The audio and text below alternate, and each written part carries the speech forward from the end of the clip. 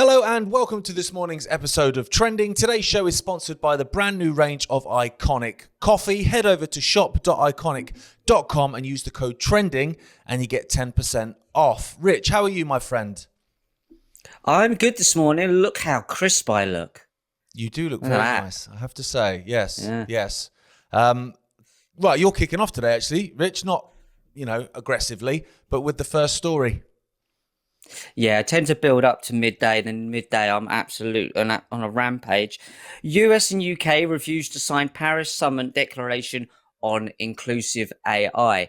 So what I'm getting from this is basically the setting up the two paradigms of AI: good AI, bad AI, free AI for the people, which the UK and the US and I'm assuming Israel will be behind. And then there's the other side of AI, the corporate AI. So they're setting up the two paradigms there, in my opinion. I mean, obviously, this is one to watch. So the US and UK have refused to sign a declaration on inclusive and sustainable, there's that word again, artificial intelligence at landmark Paris summit, in a blow to hopes for a concerted approach to develop and regulate the technology. So that's all really you need to know about that story there in terms of what it's about, but it's the fact that US and UK, obviously, what else do we have in common? We fully support Israel and the genocide and everything they're doing over their end in terms of this messianic agenda.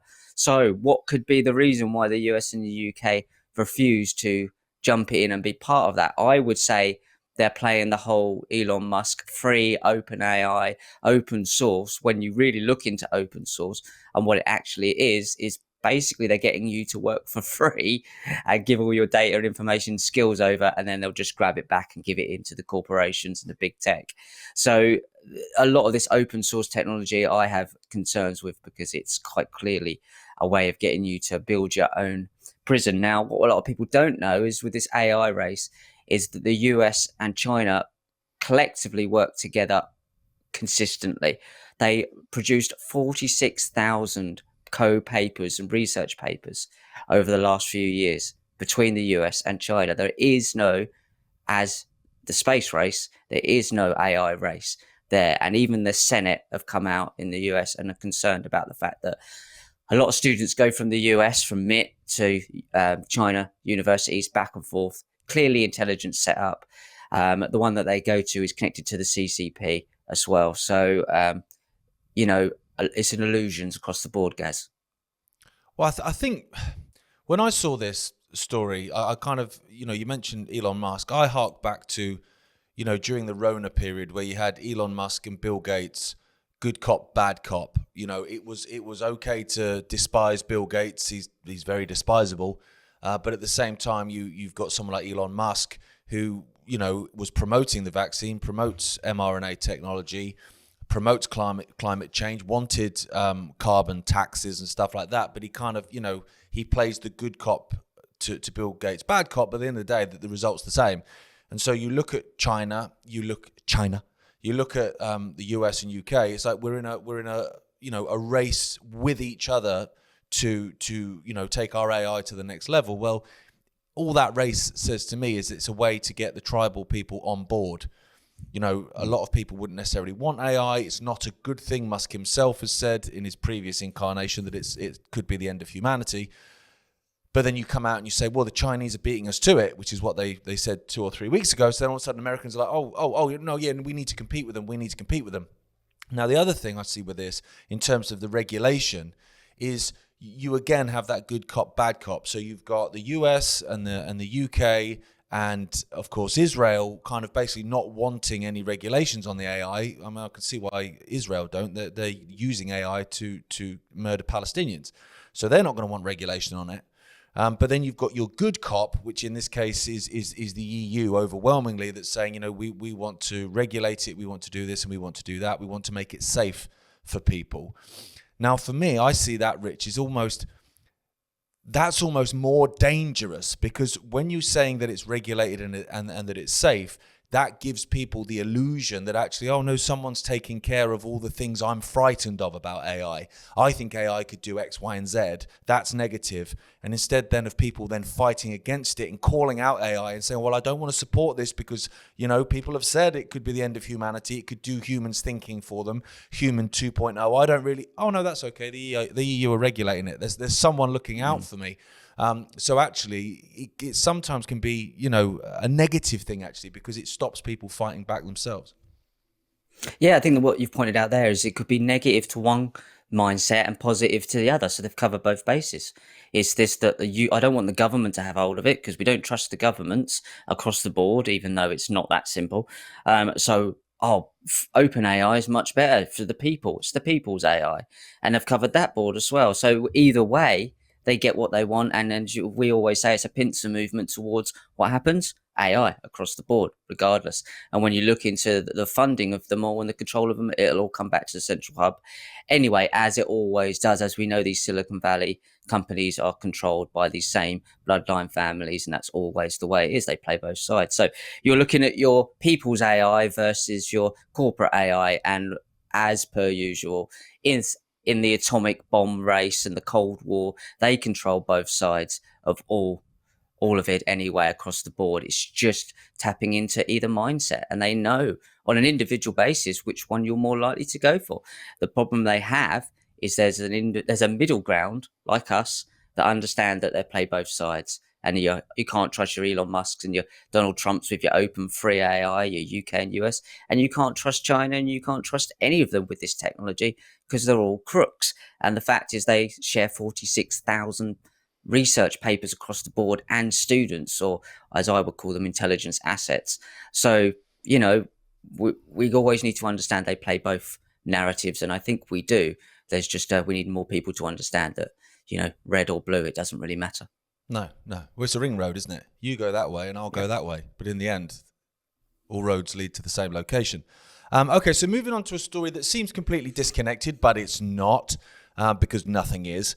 Now, this is a US-based story, but it affects Great Britain because it's, you know, Ukraine. And obviously, you know, what is it, 3 billion a year for as long as it takes of taxpayer money when the country's already on its backside. Zelensky has agreed to provide the US with $600 billion worth of rare earth minerals in exchange for military aid. Trump claims that they can make a deal or not, become Russian or not, but our money is there. And as I said, I want it back. We're going to have all this money in there, and I say, I want it back.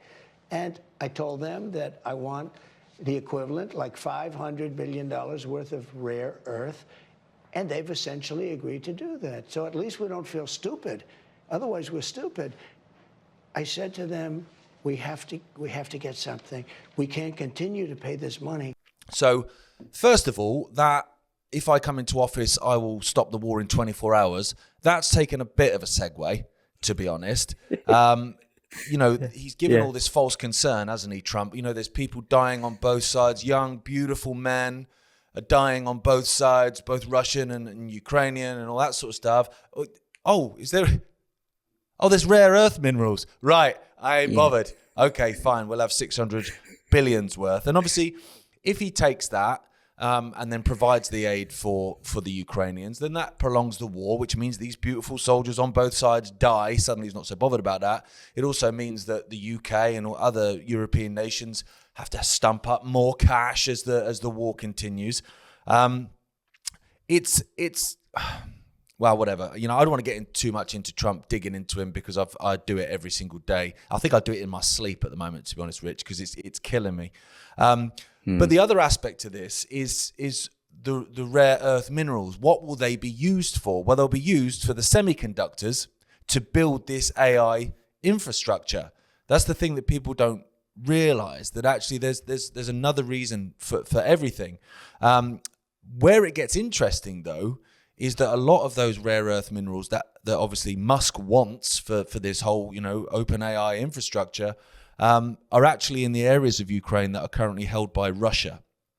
So that's going to be something that's a bit more interesting to watch, Rich, because obviously it's all well and good Zelensky, the little action man in his Primark tracksuit, saying, well, yeah, you can have $600 billion worth of rare earth minerals if you give me the aid. Okay, well, they're in Russian-held territory, so how's that going to work? It's a really interesting point, Gaz. I didn't know that, and that puts a new twist on it. I would say, just from my first kind of point of view of what you've just said, is they'll probably ignore that little caveat. That's too deep for most people to read past the headlines, unfortunately, that it's in Russian-held territory anyway. So all that money's not going to go to Ukraine and make a blind bit of difference. And as you said, these rare earth minerals are for artificial intelligence technology. That's exactly what they are. Do you think before this war started, they didn't know what was there? Of course they did. Absolutely they did. And that is always been part of it. So it's not surprising that this whole AI tech push, as we've just said then, and that involves China and that involves Russia. And you really have to start getting past the fact that these are countries and borders. They don't have these things. These bad guys are in there with Zelensky and doing deals with Putin and Trump and all across the board. And as I just said in the previous one, China and the US share 46,000 research papers together in AI. This is clearly the push of this new, if you take it back to the Cold War and take it back to nuclear weapons, this is a repeat of the same thing. Now, the whole narrative was the bad Reds, and the good allies. Well, this is the same nonsense played over and over again. Bad Russians, bad China.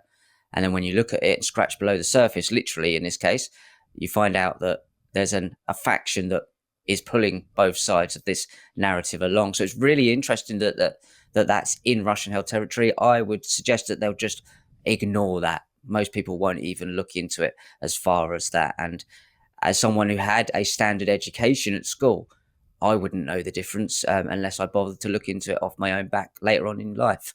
I wouldn't have a clue. Jamie knows how bad my geography is. So I don't think that's going to come into play, just because the fact that people won't look that far, as they'll just see it as something that they're arguing over and another reason to ignore something that supports Trump, unfortunately.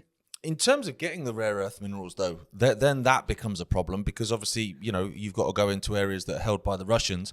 And then you look into, Trump and Greenland and what all that's about. Is it all, him just being big and bold and USA? It's like, Greenland has a hell of a lot of rare earth minerals as well. So there's this desire for this massive AI infrastructure, something that had Biden and Harris been pushing for, the MAGA lot would have been pushing back against massively, correctly, by the way. Yeah. But because it's their man doing it, it's fine. Don't worry about it. Don't worry about it. You're black-pilled if you call it out. It's extraordinary. And just finally, in terms of Ukraine, now, obviously the powers that be, they will destroy nations, whether it be by a run on a currency or whether it be with regime change and color revolutions, all of which have happened in Ukraine. You look at a nation like Ukraine, it's a huge country. It's the breadbasket of Europe in terms of its grain production and food production. It's got hundreds of billions of dollars worth of rare earth minerals, and it's the poorest country in Europe. That doesn't make sense unless that country has been completely and utterly, hoodwinked in terms of the population with its various revolutions, but put down intentionally so that the likes of Donald Trump, the likes of BlackRock can go in there and basically pillage it, which is what's happening here. That has to be the case. And all you have is this kind of pushing this narrative of this Nazi narrative. You see a lot of that being this populist now, that Hitler wasn't as bad as you think, and he was, the Nazis weren't as bad as you think. That plays into this nonsense as well. And we have to go to Ukraine and take over that bit, because there's Nazis there as well. So they're playing that card as well, which is really interesting. I would suggest that they were left there and allowed to flourish for a reason to go in. Problem, reaction, solution. Again, they understand decades in advance that, okay, well, that's building up there, that we can use that as an excuse to invade, take territory later on, because we know the minerals are there. We know, as you say, it's the breadbasket of the world.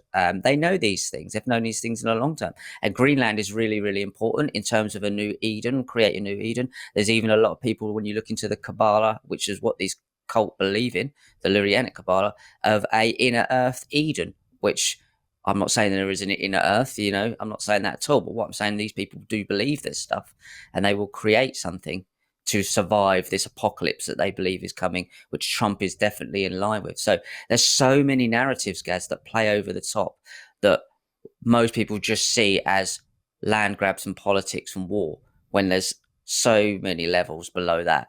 The reasons for which these land grabs happen are nothing really to do with the land and conquering these nations. It's to do with a much bigger story, really, and fantasy, which these people hold. I must admit, when I look at a lot of world leaders, I can believe in a Middle Earth because there's a lot of orcs. I mean, Chris Whitty is a perfect Gollum, so maybe there is a Middle Earth. The Gollum, yeah. You mentioned problem, reaction, solution. Obviously, everything that's happening now in Gaza in terms of Trump taking over Gaza, kicking out the Palestinians, just so they can spend US taxpayer money doing it up, and then they'll hand it to Israel as part of the expanded Greater Israel. It's so predictable. Obviously, in terms of public support for such an outlandish move, wouldn't have come without October 7th. October 7th, we were saying from the day that something's not right. The border fence was left unguarded. IDF soldiers that worked on the border fence were saying this isn't right, this doesn't add up, this seems to have been allowed to happen. The Americans warned Israel what was coming, the Egyptians warned Israel what was coming, the IDF themselves had reconnaissance from Gaza saying they're planning this, even down to the number of hostages they were planning on taking, yet nothing was done. It was allowed to happen. Another story bolted onto that, which was a conspiracy theory, and we all got called anti-Semites for saying it, has come true again, Rich. Yep, it's come true again. So we were saying very early on that this was allowed to happen. Clearly, it was allowed to happen. Even The Economist, I think it was in 2000 and maybe 14, 15, put out a front cover that was depicting this happening with Hamas fighters and Benjamin Netanyahu flying in the other way on hang gliders. They're taking the mickey. October the 7th, obviously 7th is the Sabbath. They pick these dates for a reason. 7th is their number. But what we find out now is everything we've said about the Hannibal Directive. Army was ordered to kill Israelis on 7th October. Defense minister confirms. So this is the defense minister that is basically with Netanyahu, a criminal, a wanted international criminal that only seems to be able to be given asylum in certain countries, including the US. So Israeli troops were ordered to shoot and kill captive Israeli civilians on the 7th of October, 2023. Israel's then defense minister admitted this week. So this guy is called Yoav Gallant. Most people will have understood him. So he's admitting outright that this was used, and it was used strategically, whatever that actually means. So, and you also had quite clearly this massacre that happened with the music festival, which was clearly done as a Hannibal Directive. They do not have the weapons, Hamas, to be able to cause that destruction that happened there. They were going in trucks and tractors and hang gliders across the Iron Dome, which seemed to not work that day for some reason. It's absurd, and he's admitting it now that the Hannibal Directive was implied. Now, people don't know what that is. It's basically we're allowed to kill our own people to stop any secrets getting out. And the secret is that it was allowed to happen. That's exactly what it is. They were controlling it across the board. Netanyahu said as far back as I think it was 2019, but maybe even further, that they need to support and prop up Hamas as an excuse to go in and stop a Palestinian state. We know that they were funding Hamas for very early days. And when you put this across to people, they refuse to acknowledge it. Now, this is the real problem we have, is that blatant information and truths and are being just pushed to the side because people want to win more than they want to be on the right side of things. And it's disturbing. And that's the issue we really have. People want to win. They want to be on Trump's side. They want to be on the winning side. I got a comment back to me the other day saying you're on the wrong side of history. Well, you're the guys supporting going in there and killing a bunch, hundreds of thousands of Gazans. Oh, that wouldn't have happened if it wasn't for Hamas. Well, I'm showing you how Hamas has been propped up for the last few decades by the same people that you are saying that you support, but you are not having it. And that's the big issue here. This is brainwashing. Yeah, and Hamas was funded and supported into being in the early 80s by Israel. Like people, the amount of people that don't realize this, despite it being openly well documented and admitted by their own scholars in Israel, that at the end of the day, there was a togetherness with the PLO and Yasser Arafat, and the Israelis didn't want that togetherness between the people in Gaza and the people in the West Bank. So they helped support Hamas into existence to basically oppose the PLO. And that's what they did, which is why you've got the Palestinian Authority in the West Bank, very little authority, of course, and Abbas is just another puppet. And then in Gaza, you've got Hamas. So you've got two separate groups there anyway. And that is the point, like you say, with Netanyahu saying as recently as 2019, they need to prop up and support financially and allow financial aid to go into Hamas, because as long as Hamas is there, there's no togetherness between Gaza and the West Bank, and therefore there's not a united Palestine, essentially, which is obviously what Israel completely opposes. They want that land. They want the Palestinians gone. Now, the fact that the US has just given £1 billion worth of weapons to the Israelis at the same time that the Palestinians are returning to Gaza, to the rubble, I don't think that's an accident. I think they want the Palestinians to leave and to go off into Jordan and off into Egypt and into northern Saudi Arabia, if you listen to Benjamin Netanyahu, and of course into Europe as well, which fulfills another issue there in terms of mass immigration into Europe. But those that refuse to leave will almost certainly be on the end of those weapons that have just been gifted to them by the United States. It's an absolute bloodbath. The amount of dead children is extraordinary, and the amount of people that are happy with it, people that consider themselves freedom fighters and God-loving individuals that are happy with the mass murder of children, mate, that mirror, that must look very, very interesting to you in the morning. Okay, so final story today. This is an interesting one, Rich. We speak about it all the time. If something is nowhere and then it's suddenly everywhere, there's something behind it. There's a reason for it, because that's how it goes. Essentially, there's lots of agendas waiting in basically in a circling pattern, like it's above Heathrow Airport. And when they're ready to go on one, they'll press it. You know, COVID is losing momentum. Right, Putin, Russia, Ukraine. Right, okay. That's climate change is coming into land. That's what happens. So HIV is suddenly everywhere. Now, HIV hasn't been suddenly everywhere since the 1980s. This story is from the BBC. Dozens of HIV and hepatitis diagnosis in A&E tests. Nearly 15,000 patients have been checked for HIV and hepatitis during the routine blood tests at two hospitals, according to Leeds Teaching Hospitals NHS Trust. People aged 16 and over who receive blood tests in A&E at Leeds General Infirmary and St James's University Hospital are now likely to be tested for HIV, hepatitis B and hepatitis C unless they opt out. So you go, okay, all right. So why the increase in that? And then you look and you go, well, actually, in the last few days, Starmer, the Prime Minister, has just publicly had a HIV test, the first ever politician to publicly have a HIV blood test. He's urging other world leaders that he's been meeting in Paris that they to get public HIV tests.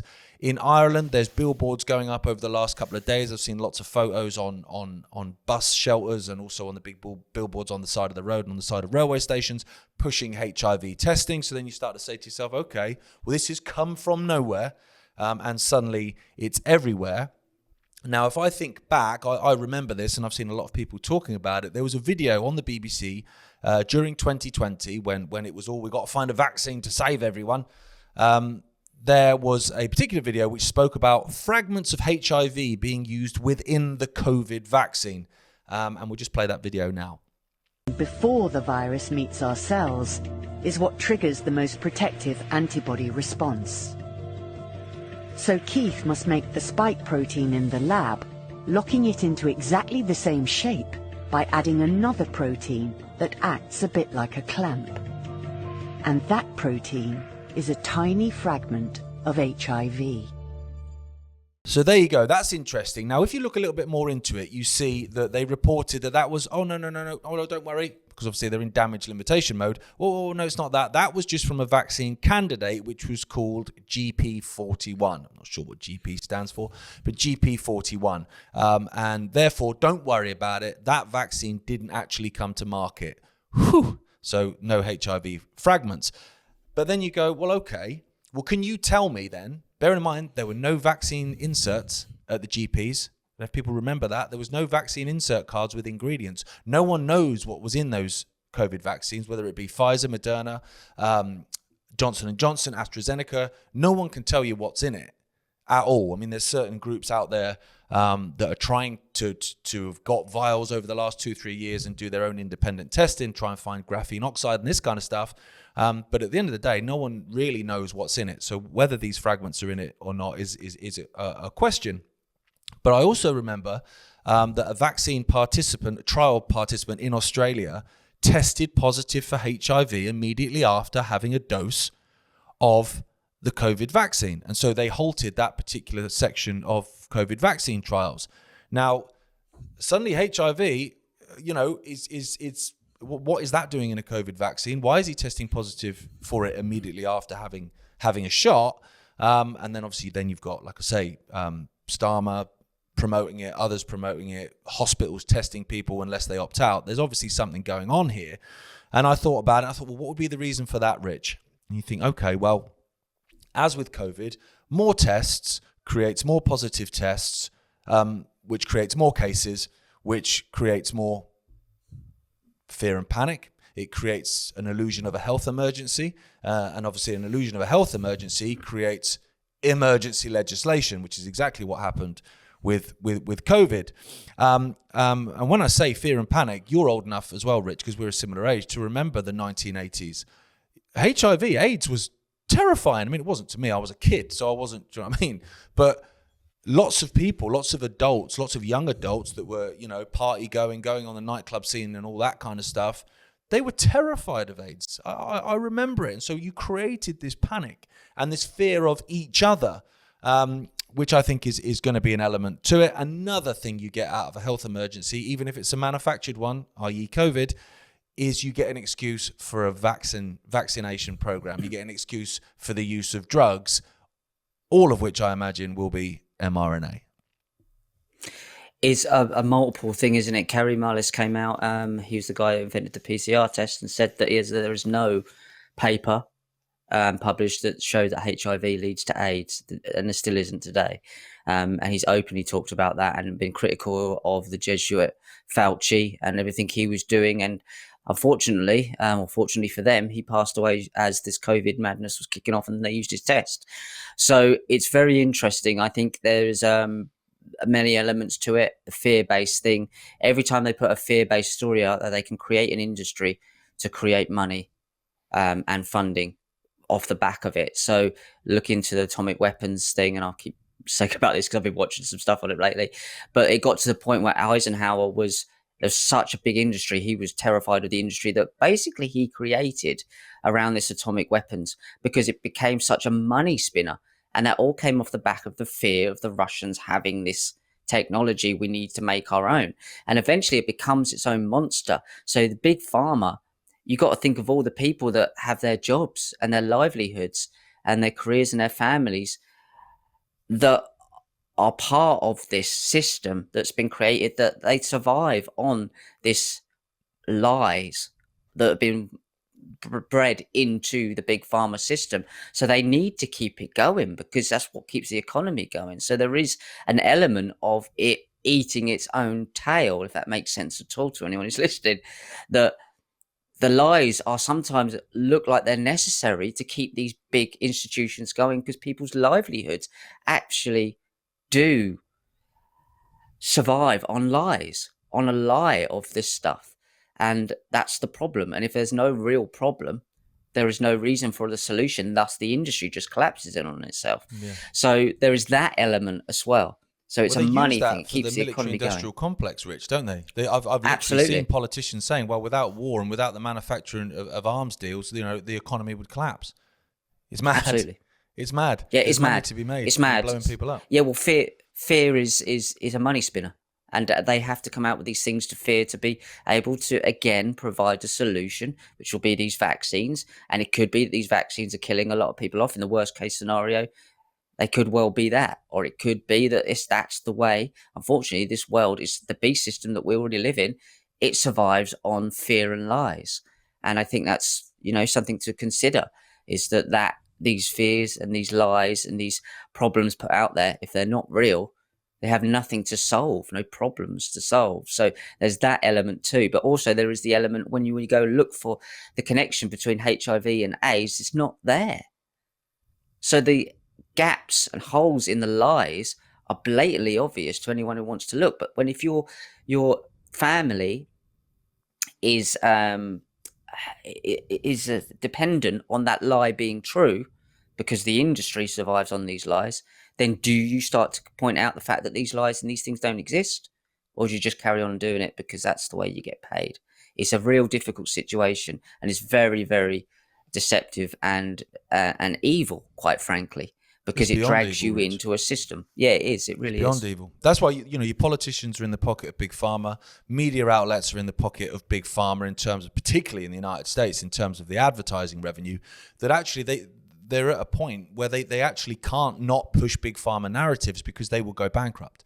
In terms of the HIV causing AIDS, people listening to this that maybe haven't looked into it will be going, what's he on about? What's he on about? But honestly, that's a rabbit hole worth going down. And it's actually not that deep. Not really. No. Carrie Mullis, as you mentioned, Rich, said that there's no evidence that HIV causes AIDS. You can't find any. There's literally no evidence for it. And he challenged the likes of Fauci to provide that evidence, which they never did. A lot of the people that died after testing positive, contracting HIV, were killed by the drugs they were given. That's what destroyed their immune system. And a large scale celebrity example of that would be Freddie Mercury. You look at Freddie Mercury, he tested positive for HIV, contracted HIV, was on the AZT drugs. He died a very frail man. Obviously, in that last music video of his, Those Were the Days, I think is the song. He's so gaunt. It's really very sad to watch. And then on the other end of it, you've got Magic Johnson, the basketball player, who tested positive at a similar time, went on AZT. It made him ill. He came off of it within a week or 2 weeks. And look at him now. He even went back to playing, and he represented the United States in the Olympics in Barcelona. And I'm pretty sure he's the owner of the LA Lakers, or at least he was an owner of a major NBA franchise. And so you look at it and you go, right, well, one took the drugs and passed away very, very quickly, and one came off the drugs quickly and is now alive and well. And so that in itself is worth a conversation about whether HIV itself causes AIDS, for sure, mate. It really, really is. It's a really important issue that people don't bring up enough, is that controversy, fear, creates cash. And that's the way the economy survives, on lies. And they are not beyond murdering thousands, millions of people to keep this cash flow going. And I think as much as we can see the conspiracies behind it, one of the biggest one that gets overlooked because it's not so sensational is the fact that actually a lot of people's livelihoods rely on lies. And that would include most people, unfortunately. And we need to look at that and go, actually, the beast system is the fact that these lies are sustaining us. And we really need to look at that, I believe. Absolutely, Rich. Well, thanks so much for joining us, everyone at home. Head over to shop.ickonic.com and you can look at the new range of Ickonic coffees. If you use the code TRENDING, you get 10% off, and all the money made from that comes back into Ickonic and helps us do what we're trying to do here in terms of exposing what's really going on in the world. Rich, I'm not going to see you now, mate. I'm away. I'm going to go and speak in Acapulco in Mexico. I've never been to Mexico before, so that's exciting. So I'm away next week. So it's you and Jay. That'll be fun for you. I think there's a couple you're doing on your own as well, Rich. So that'll be good. It'll be like Classified all over again. Will be. Yeah, you join me for a whole half an hour and we'll dig underneath all of these lies and this corruption and find out what's going on. Make sure you don't get trafficked in Mexico, Gaz. I'd like to see you back with us. I'm worried for you, but you'll be all right. You're a big man. What's the worst that could happen? Cheers, Rich. Thanks to everyone at home. And I will see you in, about 10 days now. And obviously, Rich and my brother Jay will be back in the morning for you. Take care.